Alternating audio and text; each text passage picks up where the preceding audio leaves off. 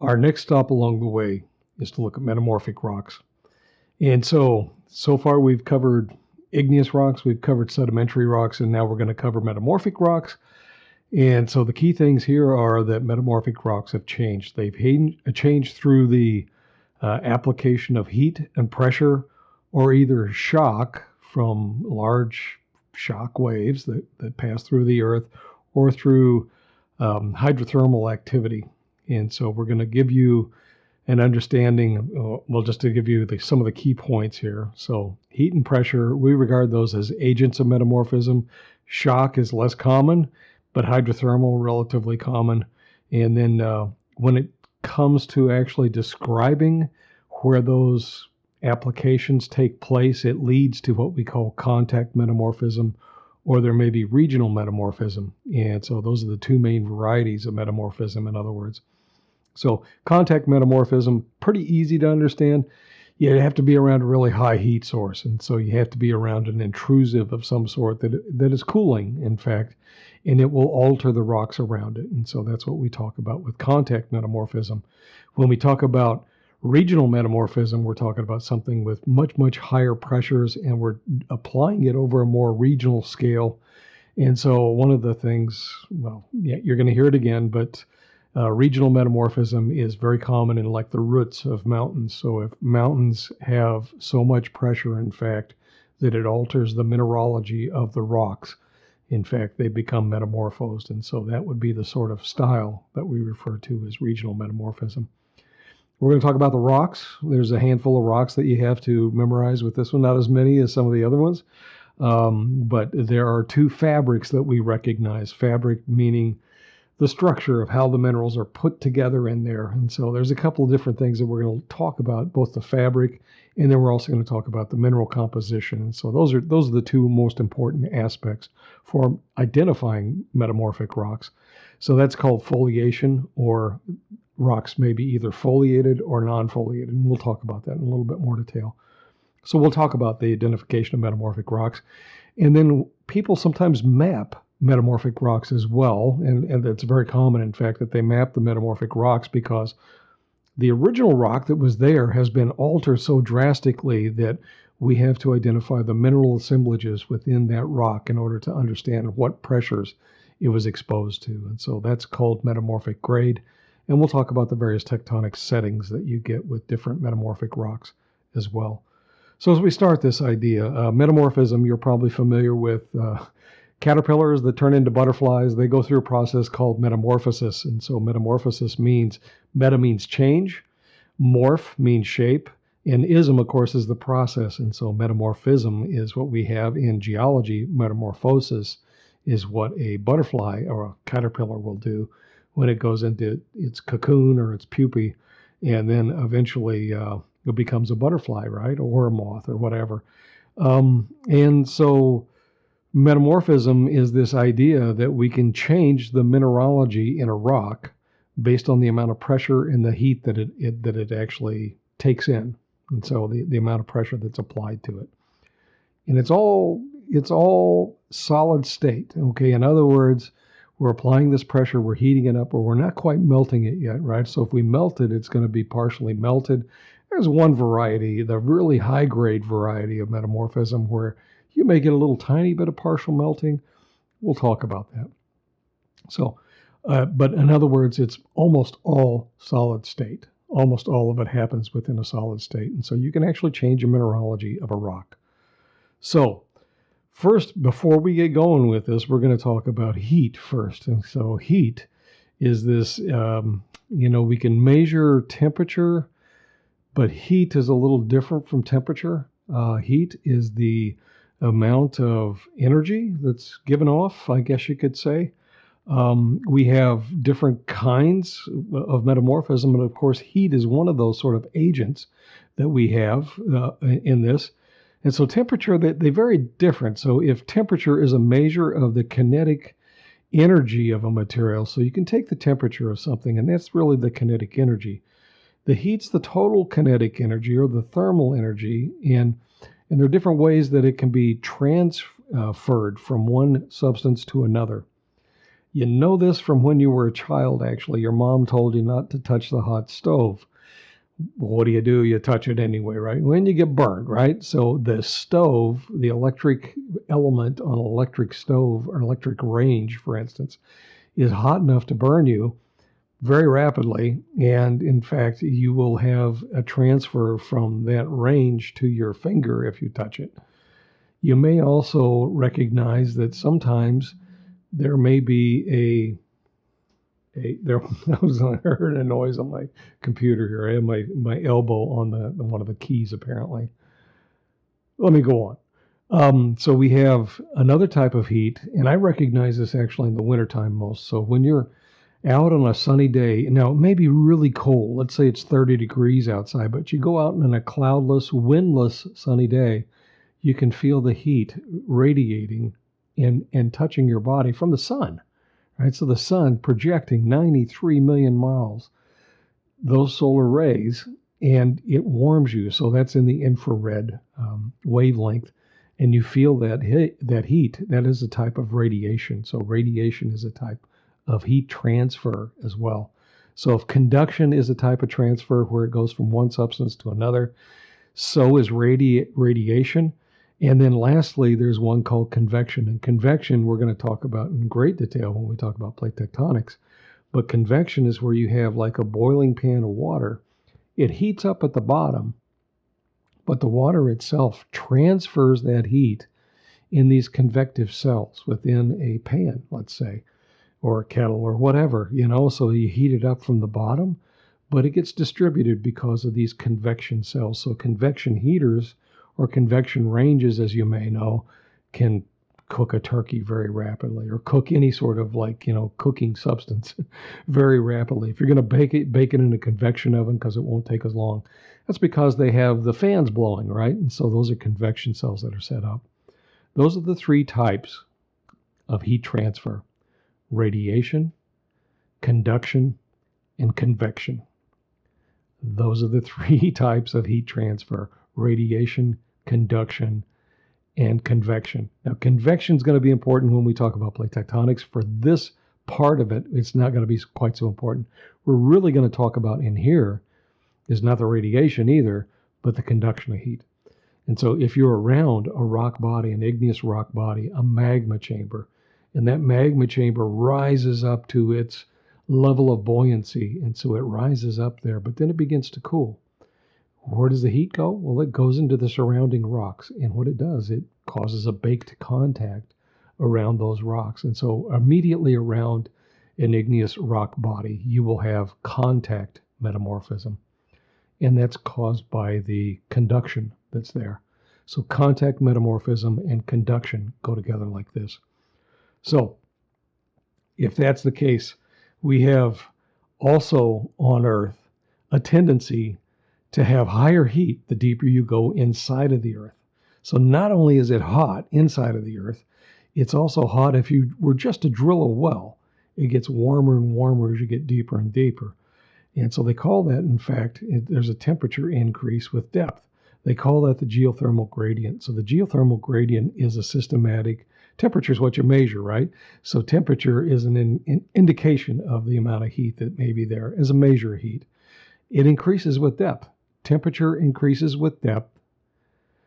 Pressure increases with depth as well. So the average temperature increase is about 25 to 30 degrees centigrade per kilometer. So every 1,000 meters that you would drill inside of the Earth, it's going to get 30 degrees centigrade hotter. And so, in fact, that's going to be, if you're talking about Fahrenheit, and if you're talking about 50 degrees at the surface, you're talking about closer to like 120 degrees at 1 kilometer depth, or 3,000 feet down. 110, 120 degrees when you get down there. Of course, with the scientific system, we all use the System International, which is Celsius or centigrade. So if you have an ideal thermal gradient. But of course, it's not always ideal. The parts that aren't ideal would be along the plate tectonic boundaries where you get subduction. In fact, you're taking a cold ocean slab and subducting it below something that's relatively cold as well, but as it goes into that subduction zone, it's actually relatively cool, but it tends to have high pressure instead. So cooling when you have subduction of an ocean crust below a continent, let's say, but not so much. So there's a depression of those isotherms or the geothermal gradient as you go into a subduction zone. So that's this diagram that you see, and it shows you, it illustrates for you where you get melting. And so you get the melting where there's mantle that may fill in on top of that subducting slab. And so there's a void there essentially that gets filled with mantle material, and then you can get partial melting in that area, and you develop these sort of magma chambers, and the magma chambers will rise up. Now that's what's happening in the Pacific Northwest today.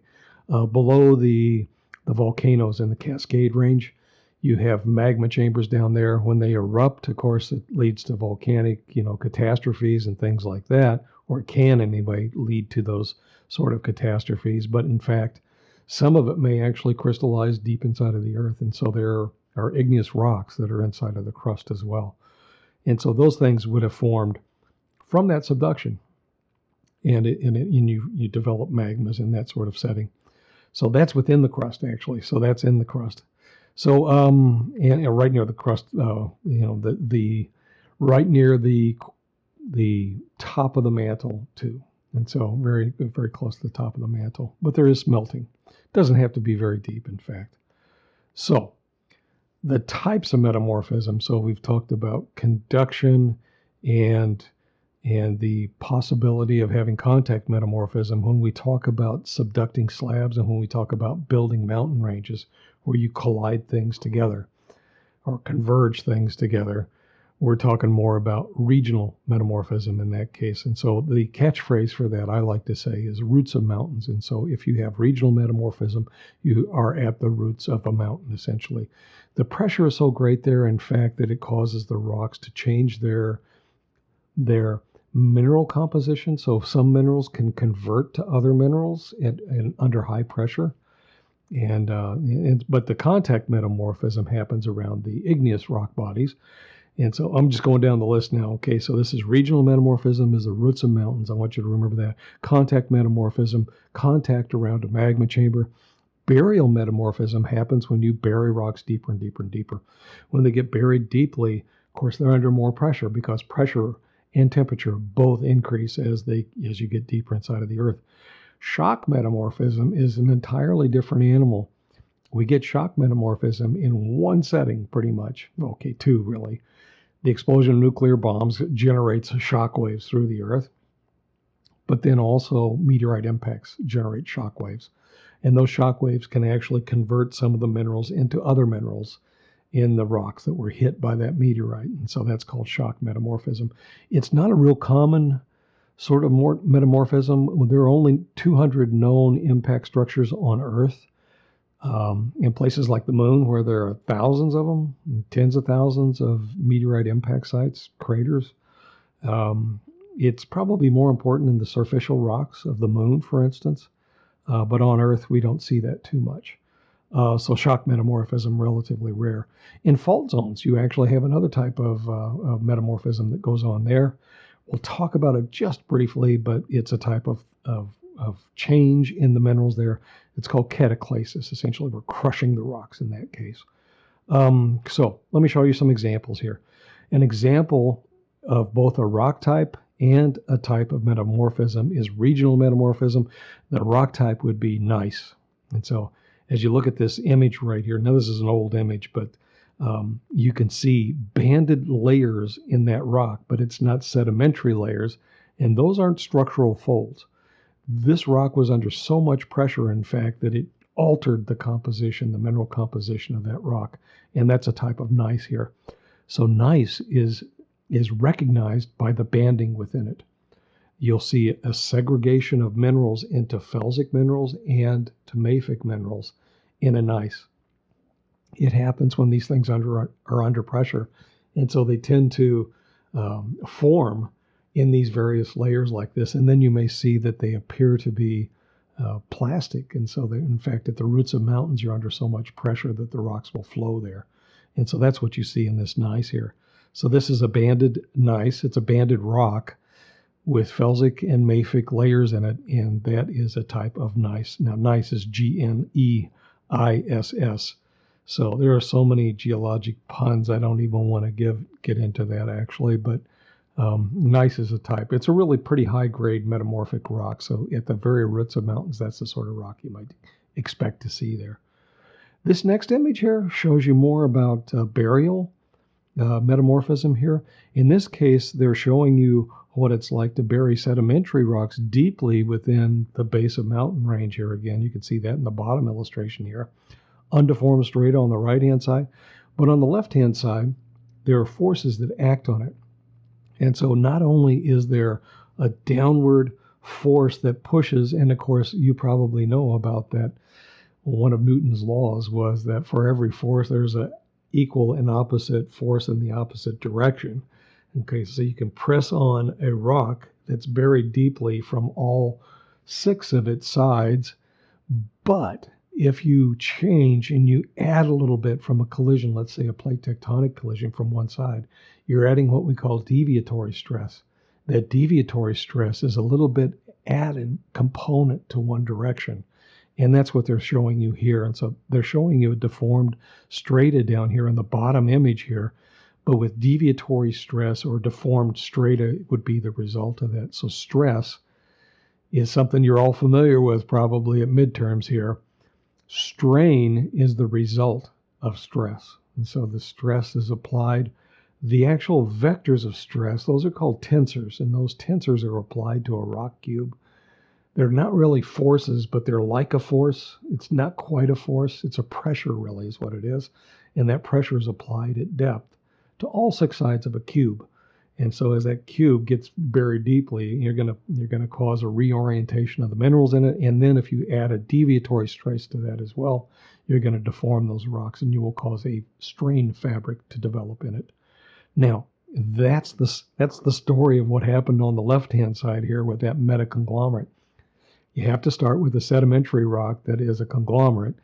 You add that deviatory stress to it, and it stretches the pebbles out in it, and it changes it into not a conglomerate anymore. It looks like a conglomerate because it seems to have clasts in it, but they've all been deformed. And so it's a metaconglomerate or a metamorphosed conglomerate. And so that's how we recognize that. With this type of metamorphism, you very commonly get a recrystallization. And so if it's a sedimentary rock like a limestone, the clasts in it will become another type of rock. Now, because it was something that you would recognize otherwise as a conglomerate, you're going to call it a metaconglomerate. But it's going to be a metaconglomerate that has marble as the rock clasts. And so marble clast within a metaconglomerate indicates that it's undergone a significant amount of strain. And so here you can see that in this image here. So some of those, well, some of them may actually be gneissic clasts as well. And so, but you can deform clasts that way.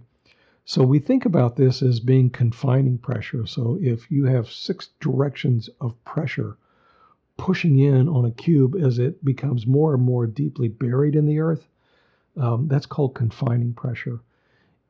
That stands in contrast to the deviatory pressure, which would be directed in one direction then perhaps afterwards. So the deviatory stress will lead to a different kind of strain. So here you have it. So that's the differential stress it refers to in the regional metamorphism here. Every rock starts out as something else. Okay, so limestone starts out as being precipitated in the oceans perhaps, but every metamorphic rock starts out as something else as well. Igneous rocks start out as magma.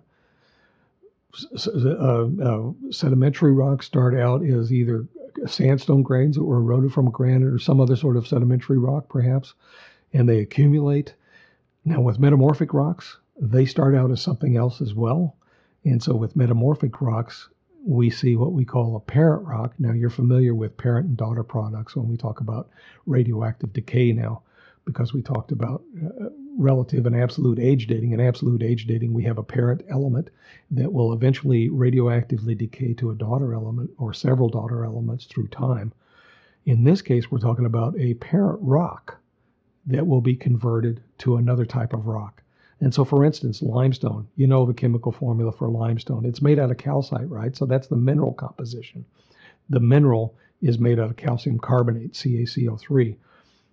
In fact, if you apply pressure to a limestone, you're going to convert it to a metamorphic rock. It will recrystallize and really pretty much grow larger crystals, and those will be components in a rock that we call marble. And so marble is it's the derived rock from the parent that was limestone. And so that would be the daughter product, I guess you could say. So limestone is the parent rock, and the metamorphic rock that is developed from that is called marble. You can do the same thing with shale. If you apply a lot of pressure to shale, first thing it does, it compacts, it dewaters, it aligns the grains up so they're relatively flat, and eventually you'll form a rock type called slate. And slate looks a lot like shale, except it's more platy and it's much, much more dense. And in fact, you can tap it on a table. If you tap shale, it goes thunk, thunk, thunk. If you tap slate, it goes tink, tink, tink. It's a little harder. And so it has a tonality to it, in fact. And so shale is the parent rock. The product rock out of that is called a slate. And so slate is a type of metamorphic rock. It's usually a pretty low-grade sort of metamorphic rock. You can do the same thing with sandstone. So far, that's the third type of sedimentary rock we're talking about. A quartz sandstone, in fact, you can pressurize it. It will recrystallize. The sand grains will actually kind of deform and pretty much embay one another, and it forms a sort of wild sort of fabric that's mosaic in nature, if you will. So the grain boundaries become kind of fuzzy, but they embay one another. And so you can actually see two grains that kind of mash together, essentially. When you break it now, if you were to break a quartzite, it would break, in fact, across those grain boundaries. If you had just a sandstone, it normally breaks between the grains. And so you'll break it along the interstitial parts between the grains. In a quartzite, that's the product of metamorphosing a quartz sandstone. A quartzite, in fact, will break across the grains. Granite, you can metamorphose granite and it will become a gneiss. That's pretty much it. So most granites, in fact, have a lot of feldspar in them. They have a lot of quartz in them, and they may have some accessory minerals in there as well, like amphibole, or they may have biotite in there. And so when you pressurize that granite, in fact, it will separate those minerals along layers. And those layers, some of them will be mafic and some of them will be felsic. And so the felsic layer is, of course, really rich with the plagioclase and K spars and things like that. And so that's what you get when you have a gneiss. So the parent rock is a granite and the product rock is a gneiss, the metamorphosed rock associated with granite. Now you can do basalt and gabbro as well. And so when you pressurize that, it becomes what we call an amphibolite. An amphibolite, of course, has a predominance of amphibole in it. And so an amphibolite, again, related to the parent rocks that are either basalt or gabbro. And once they're pressurized, those minerals grow and it alters their orientation and all sorts of things, but it becomes an amphibolite. So that's what happens when you metamorphose a mafic igneous rock. Slate, okay, but no, we just talked about slate, right? Well, yeah. Slate's a metamorphic rock, but as it turns out, you can add more pressure to it. And so if you keep adding pressure to a slate, it's going to become a rock type called phyllite. And so phyllite's a beautiful rock. Actually, it's got some sheen to it. It's very wavy.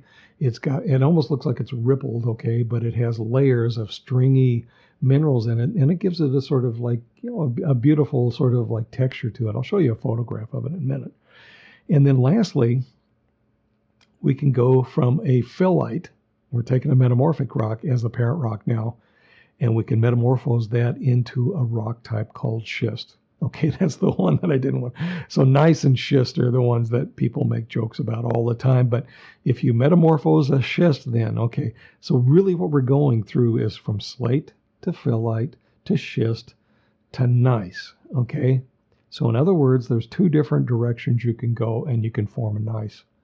You can go the metamorphic route with a shale and turn it into a gneiss, or you can turn a granite into a gneiss. So that is the different directions, and that gives you actually a pretty good concept about what metamorphic grade is as well. And so what you see here is slate to phyllite to schist to gneiss. That goes from low grade to high grade, in fact. So, and there's higher grades actually than that. There's one called a granulite, where it becomes more equal granular at some point. So anyway, that's the varieties of parent rocks that will eventually become metamorphic rocks. And we don't have a large sampling of metamorphic rocks, and so we'll stick with that pretty much. There's just a couple more different kinds of rocks. I think we have a metaconglomerate, but I'm not sure. When we talk about metamorphic grade, we just talked about this, so I'm not going to dwell on it, but slate can go to phyllite, phyllite can go to schist, schist can go to gneiss, and gneiss can in fact eventually can go to a granulite, or that granulite may in fact be so metamorphosed, in fact, that you begin in such a high temperature, perhaps at great depth, that you may actually begin to melt some of the easier minerals that are able to melt in there.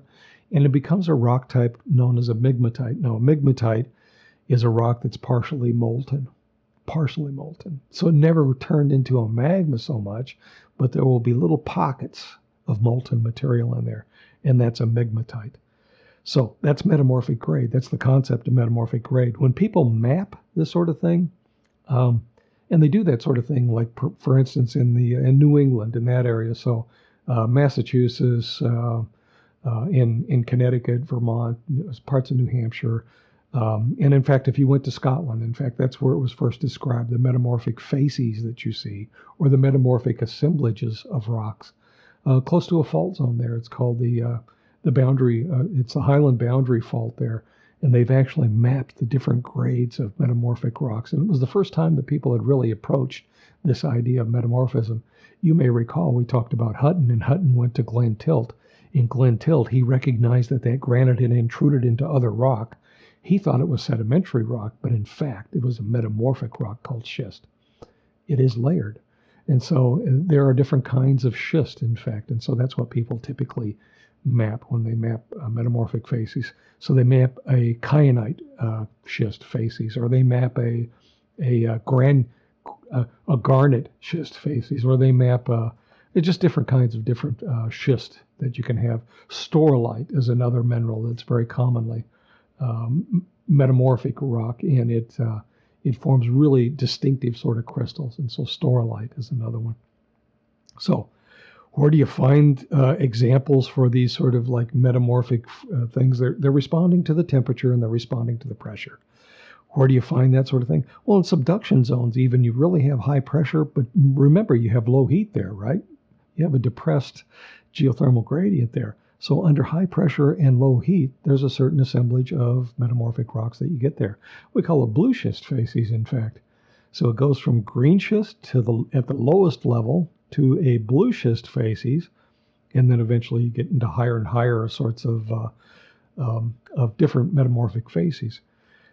With contact metamorphism, we're talking about heat, however. So it's very high heat, but it tends to be low pressure, because we're not talking about something much more than like 6 kilometers deep inside of the earth.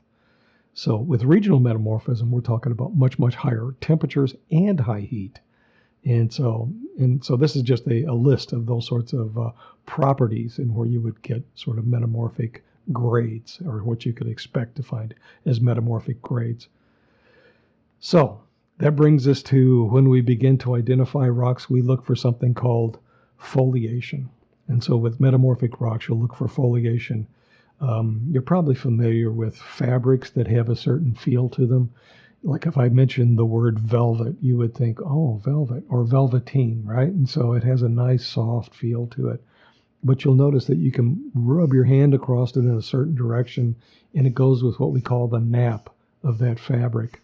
And if you rub it against it, or a cat fur, right? So if you rub your hand the wrong direction on a cat, unless you know the cat really well, and he or she may like that, it has a certain fabric, or there's a certain directionality to that sort of substance. And so in this case, we're saying that rocks have this as well. And so they have a certain texture that they have. And so in this case, you're looking at banding as the texture there, and banding is regarded as a type of foliation. Schist also is foliated. And so schist has a schistose sort of foliation, we like to call it. Slate has what we call slaty cleavage, and that's the foliation in slate. We take advantage of that for man-made products, okay, that use slate. Also with like phyllite. Phyllite has that sort of fabric as well. It's a high sheen to it, but kind of linear particles that get stretched out along the fabric in a phyllite. And the alternative to that, okay, so it lists the three different types of foliation here: parallel alignment of flattened grains or pebbles. So the pebbles would be in the metaconglomerate, for instance. Or you get compositional banding. So like in a gneiss, you get this sort of banding like this with the mafic and the felsic rocks there. And then it talks about slaty cleavage there. So slate is one of these things that will have that fabric as well. Foliation. Oh, where does that come from? You're probably familiar with the term folio, and folio is a sheath or it's like a folder, right? So a folio has papers stuffed within it. And so if you look at it on end, it has layers in it like that. So that's foliation, if you want to call it that, right? So that's a foliation sort of fabric to it. And non-foliated is the other variety. So if it doesn't have any foliation, then you're going to see that there's two varieties especially three varieties that don't have foliation. That's going to be the marble, it's going to be the quartzite, and it's going to be, and sometimes weakly foliated, that's going to be the amphibolite. And so those are the non-foliated varieties. So let's go into that. What does it look like? Well, here you can see in this image where the mineral grains have been reoriented in, they're random essentially in the granite on the left-hand side. But if you metamorphose that granite, you're going to turn it into a gneiss. And you can see how they have applied a deviatory stress in the upper diagram. And in the bottom diagram, they're showing you the result of that deviatory stress that's been added. So that's the strain fabric that you see, which is a layering between the felsic and the mafic grains there, mafic mineral grains. So that is a variety where you take the granite and you can turn it into a gneiss. And remember, the other way to get gneiss, of course, is where you take a shale as the parent rock, turn it into a slate. That slate can become then a phyllite. The phyllite can become a schist, and the schist can become, under enough pressure, a gneiss like this. This photo, the next photo along the list here, it shows you what it looks like in a slate mine. Now, I don't know if this is in Wales. They mine slate around in the Alps as well, but certainly in places in the west of Britain and in Wales especially, and actually in the west of Scotland, there are slate mines.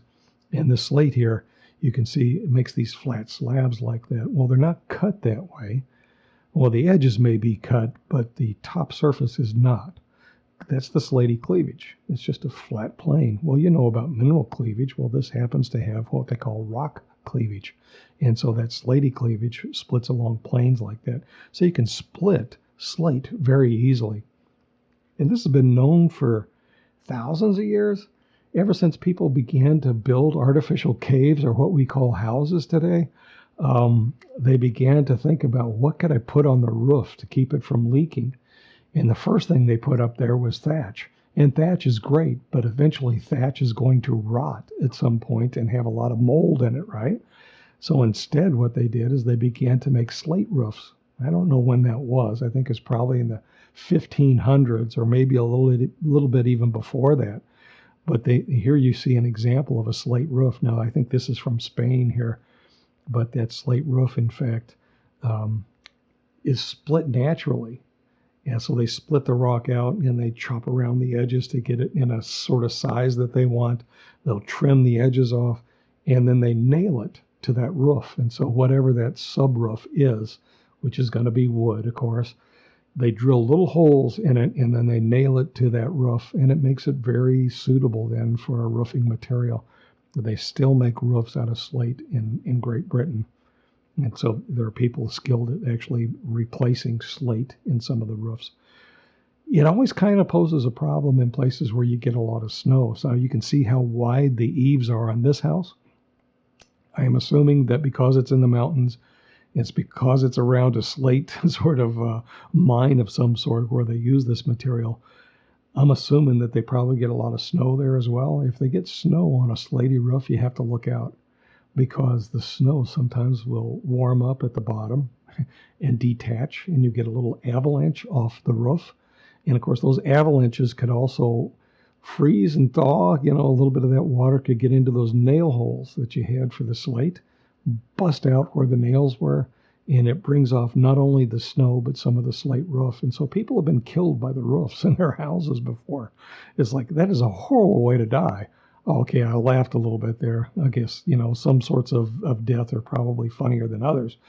And so, in fact, with snow detaching from these roofs, very commonly in Europe, in Britain even, they have, in places where they get enough snow, they'll put a little railing across there to try to stop the snow from sliding off the roof so it doesn't kill or hurt anybody. And so, but this one doesn't have that. So, but that's a slate roof right there. Slate, you may also know, I know this from when I was an undergraduate, and I would spend nights up at a bar, it used to be called Ray's, I think it was. But then before the Ray's, it was actually a pool hall. And so I'd be up after working at Burger King late at night, you know, up till about 2 o'clock in the morning with my roommate, and we'd go down and play pool at Ray's, or whatever was before Ray's there, that pool hall. And they had nice slate tables there. And so they use slate. In fact, they'll split it along these wide layers like this, saw off the edges so that they're square, mount it to a table, usually in 2 slabs like this, put them together, and then put felt over it. So a little bit of a cushion and then the felt. And so a good slate table is usually a nice 3/4 inch slate slab. Now there's places you can harvest that, you can mine that in some of these slate mines. And so that's what they've done here, in fact. So they've mounted some of these things here. So we use slate for that. In the old days, when you went to school, there were what they call one-room schoolhouses, right? And so you would teach all the grades in one room.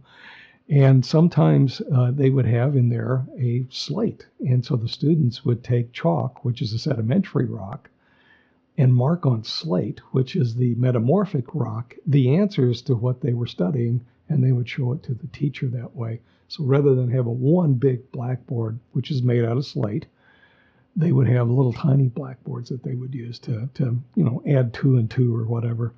But that's a slate and chalk story right there. This next photo shows you what it looks like to have a phyllite. So a slate is on the left-hand side, and it becomes a phyllite under enough heat and pressure.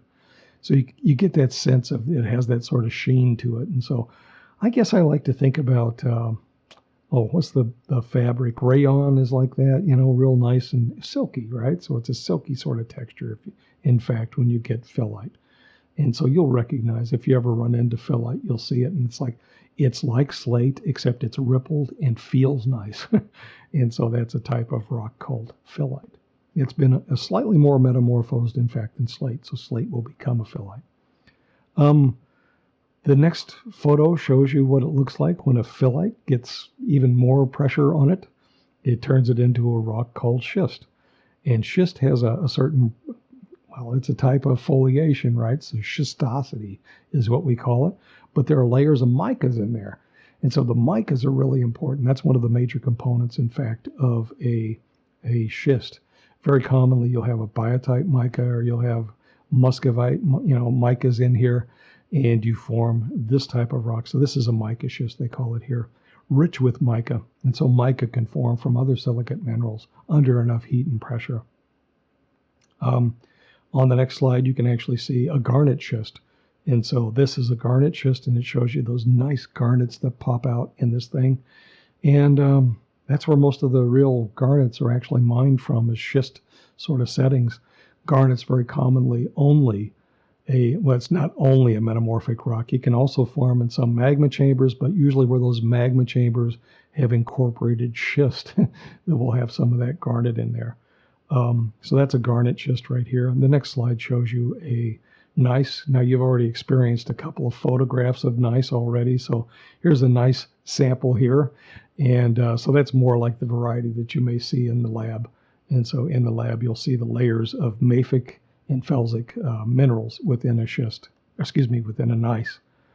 Here's the list of all the minerals right here. If I went right down them, so the very lowest grade, it starts at the very top up there, is slate, and then phyllite, and then schist, and then gneiss, and then of course that migmatite that has the partial melting, right?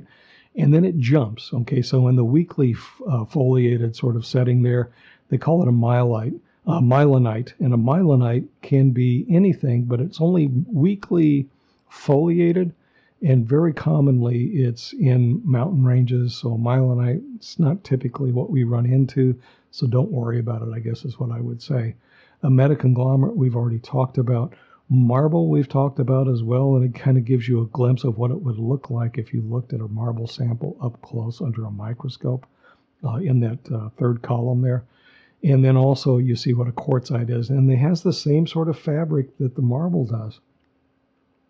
So one of the common questions that you're going to see is, how do you tell the difference between a marble and a quartzite? Well, what's the parent rock of marble? Limestone. What's the parent rock of quartzite? Quartz sandstone. What's the hardness of marble? Well, it's the same as limestone. It's a 3. It's the same as calcite. It's a 3. What's the hardness of quartz? It's a 7. So one of those is going to scratch glass, and the other one is going to react to hydrochloric acid. So dilute hydrochloric acid will make a marble fizz. Simple as that. So if they asked you, well, what's the mineral composition of a marble? That's calcite. Calcite's the mineral. Limestone is the parent rock, and the metamorphic rock is marble.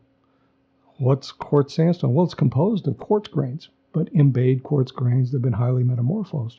It breaks across the grains, in fact, if you were to break it. And so what do you get when you have quartz? Well, it's very, very hard. It'll scratch glass. Marble won't scratch glass. Easy to tell them apart. They can be various colors. So that's one of the tricks that they'll try to pull on you. They'll give you a white marble or a pink marble and say, well, what's this? And it's like, well, does it fizz? That's marble. If it scratches glass, that's a quartzite. Easy. Hornfels. Hornfels is a lot like the amphibolite that we talked about. Won't talk about it in great detail here, but amphibolite is a variety of rock that you have. When we look at other types of rock here, anthracite, remember anthracite when we talked about coal in the mountain ranges of Pennsylvania and the western Pennsylvania, and also also in West Virginia, places like that. In those mountains, they mine anthracite. Anthracite is kind of an equivalent of a metamorphosed coal. And then lastly, a fault bridge. So that's that cataclysite where they break things apart.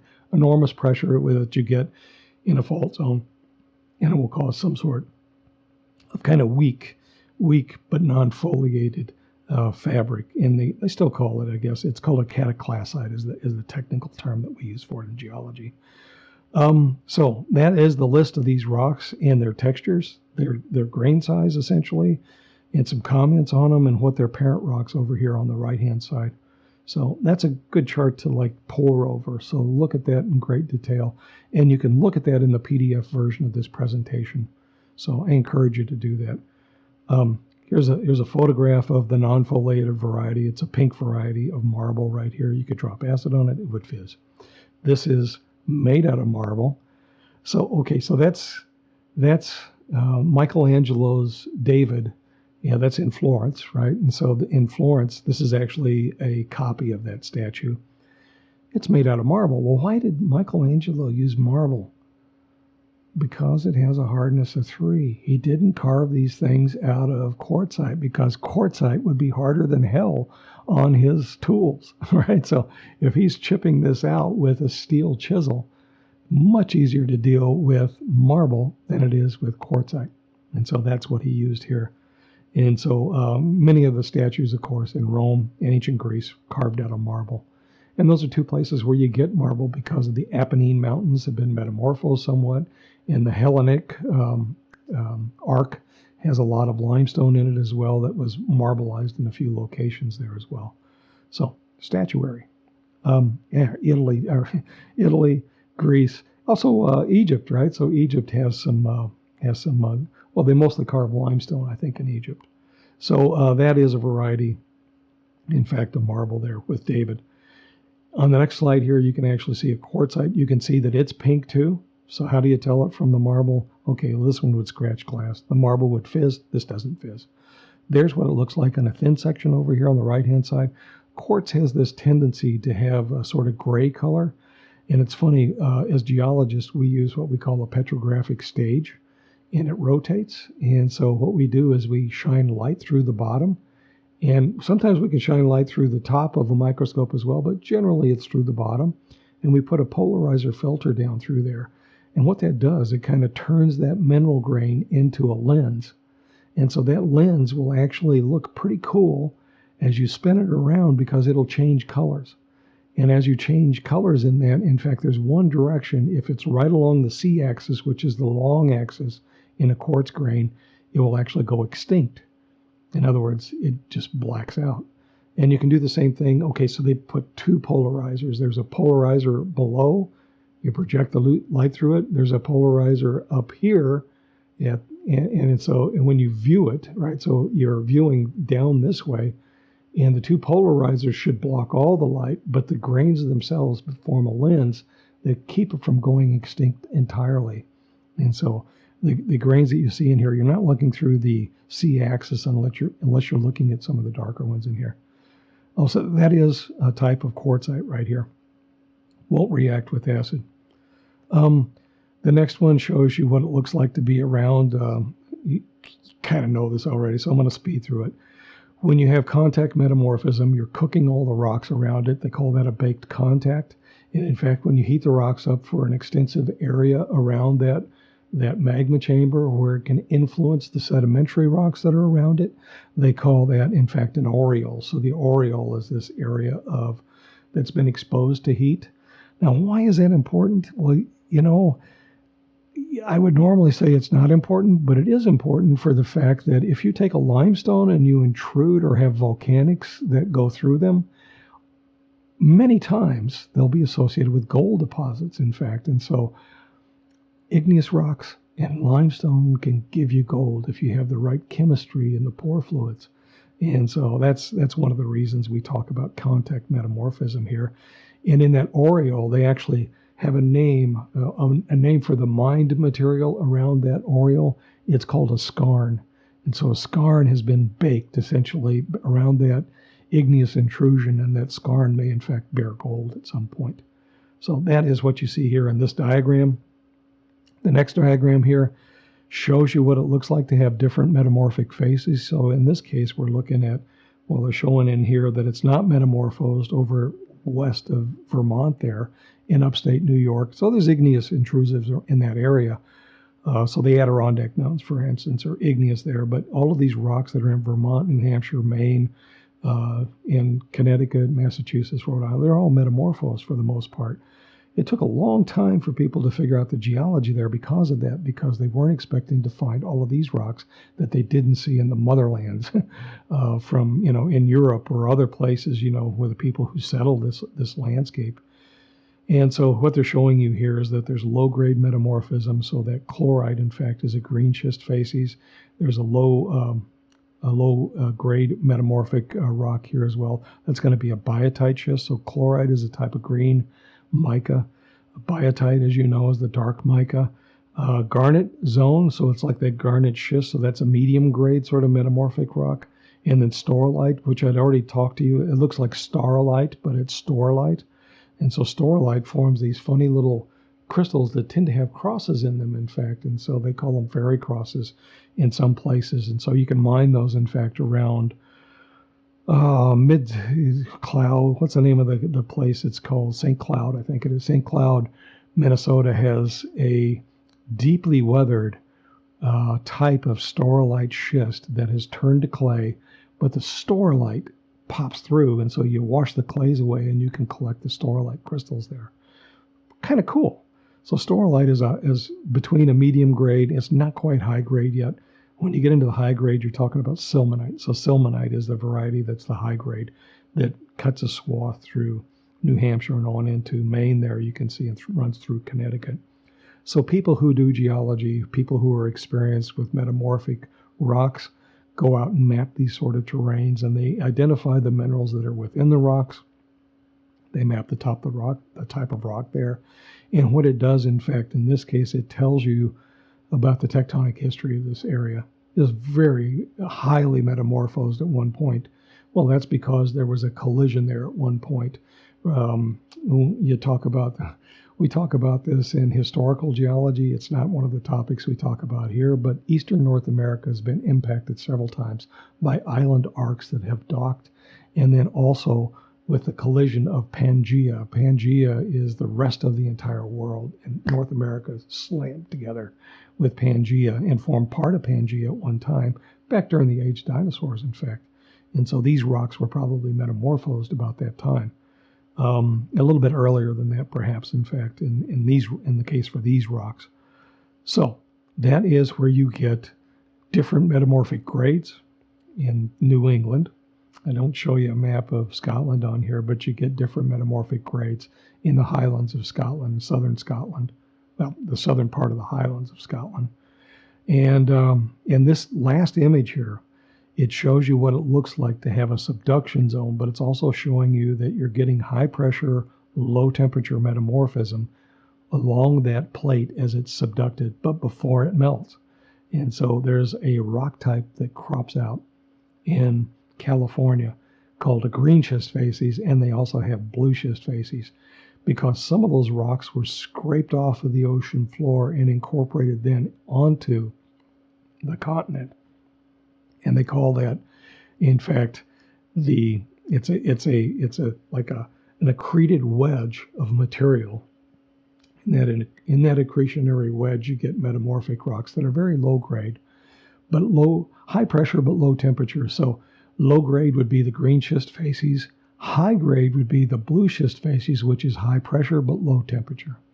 So when we talk about metamorphic rocks, we're really talking about pressure and temperature for the most part, about the various types of metamorphic rocks that you get. And in fact, they're metamorphosed sedimentary rocks in this case. And so anyway, if you're more interested in that, we talk actually a little bit more detail, even in historical, about the different sort of metamorphic facies. And you look at a pressure temperature plot, and it shows you the different kinds of different metamorphic rocks that you can expect to find. I think it's in your textbook too, actually. They show you the metamorphic facies in there. So look in your, Essentials of Geology book, the TAR book, and Lutgens and TASA book. So anyway, that's the presentation for metamorphic rocks. I'm going to leave it there. This constitutes the very last part of what is going to be used now for test material for now. Okay, that's going to take us up to the midterm. We will have a review session on Wednesday of next week, so a week from tonight. I'm recording this Wednesday night. And so we'll also have the exam a week from Friday. So that's going to be on the 12th here, just before we go on spring break, just to knock things out. So this will be the end of that test material. I'll go ahead and record some of the material for the following week after spring break, after we get back. That's going to be on plate tectonics. So with that, I'm going to leave it with you here. And so come to the review session on Wednesday of next week, especially if you didn't do so good on the last exam. It's going to be a lot like the last exam. So, and remember, we have a quiz coming up here. And so I don't know when you're going to watch this video, but the quiz is going to be over the previous presentations. Okay, so this is for week 9, as I recall. So week 7, 8, and 9, actually 9, this will be week 10 here. Actually, this is 9. This will be the last for week 9. So anyway, thanks for your attention. Thanks for putting up and being a trooper with all of the pandemic stuff that we have going on. I would much prefer to teach this class in person, because it takes hours to put these things together. You wouldn't think so. I'm just recording myself, but I'm also recording my voice, and then I'm recording it and tying it into the presentation and then putting up the presentation and everything. I'm not complaining. I really kind of enjoy it, okay? Because I still feel like when I'm looking at my camera monitor here, like I'm talking with you. And so I try to keep it as animated as possible. So hopefully you won't get tired of that.